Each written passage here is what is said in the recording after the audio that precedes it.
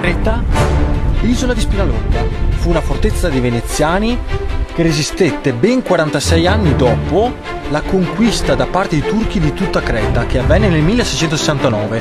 Bene, questa fortezza imprendibile, un vero e proprio scoglio dei veneziani, duro ad arrendersi, si arrese solamente nel 1715, ben 46 anni dopo la conquista da parte dei turchi.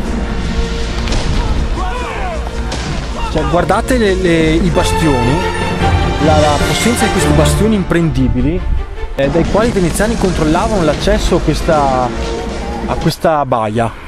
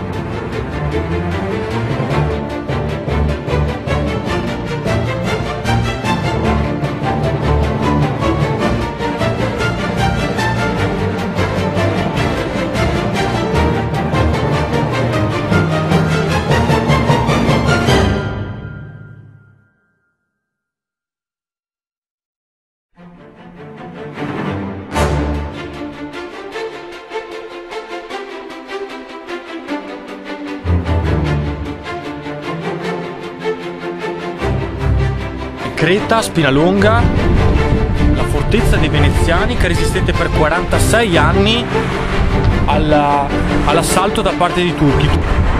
Jack London scrisse: "È la vita a costituire l'unica realtà e il vero mistero. La vita è molto di più che una semplice materia chimica, che nelle sue fluttuazioni assume quelle forme elevate che ci sono note. La vita persiste, passando come un filo di fuoco attraverso tutte le forme prese dalla materia. Lo so, io sono la vita. Sono passato per 10.000 generazioni Ho vissuto per milioni di anni, ho posseduto numerosi corpi.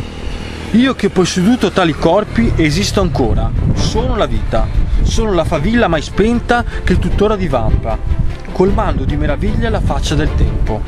Sempre padrone della mia volontà, sempre sfogando le mie passioni su quei rozzi grumi di materia che chiamiamo corpi e che io ho fuggevolmente abitato. La materia è la grande illusione. La materia, cioè, si manifesta nella forma e la forma è un fantasma. Questo per dire che la materia, lo scoglio dei veneziani, non sarebbe stato niente se l'animo che l'avesse abitata, l'animo dei veneziani, indomabile. Era un animo indomabile, non volevano arrendersi e con grinta difesero i propri ideali, la propria libertà fino in fondo. Quello che conta veramente è l'anima delle persone.